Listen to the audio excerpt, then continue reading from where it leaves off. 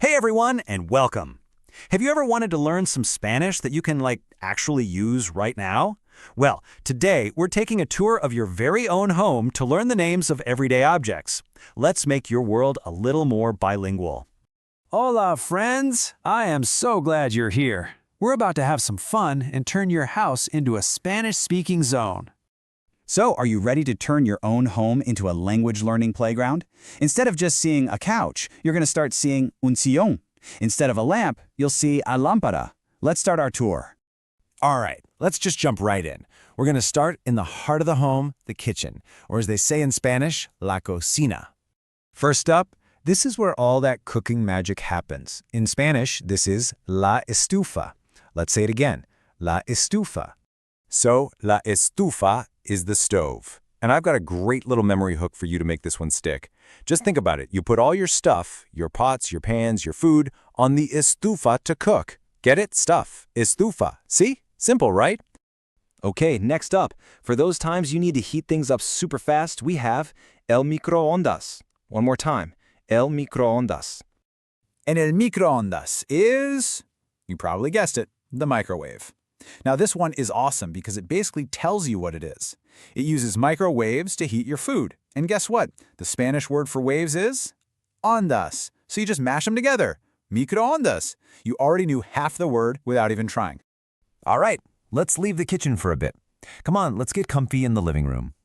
You see this cozy armchair? In Spanish, we call this el sillón. Say it with me, el sillón. So, el sillón is the armchair. And for this memory hook, we're going to get a little playful. Just imagine the chair looks kind of silly on its own, just sitting over there in the corner. But man, is it comfortable when you sit on it. Sillón, sillón. Hey, whatever works, right? All right, let's look at a few more general items you can find all around the house, or as we say, la casa. Okay, to brighten things up, you are definitely going to need one of these. This is la lámpara. Again, la lámpara. And here is one of the best parts about learning Spanish, these things called cognates. La lámpara is the lamp. It looks and sounds almost exactly the same. You gotta love these. They're like little freebies that really boost your confidence. Okay, now let's look down at the floor. That thing that really ties the room together, that is la alfombra. One more time. La alfombra. So, la alfombra means the rug or the carpet. And for our memory hook, just picture this.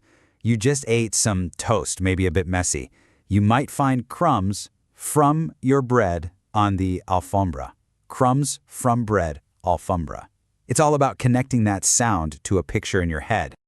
Okay, for our last little section of new words, we're diving into some super useful tools and utilities.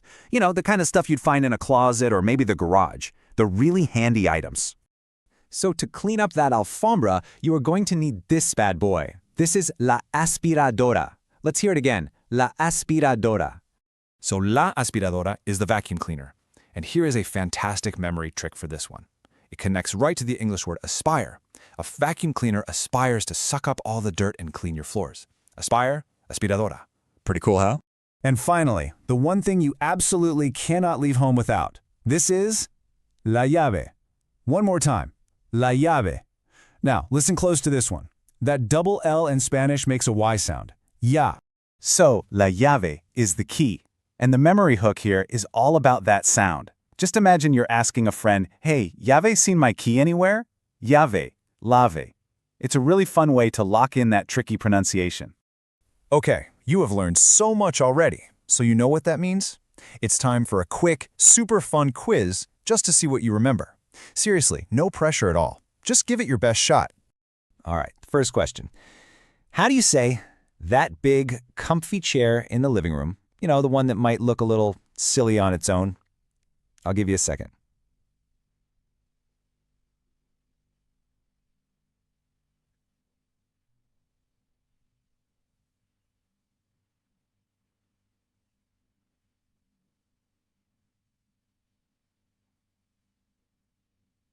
You got it.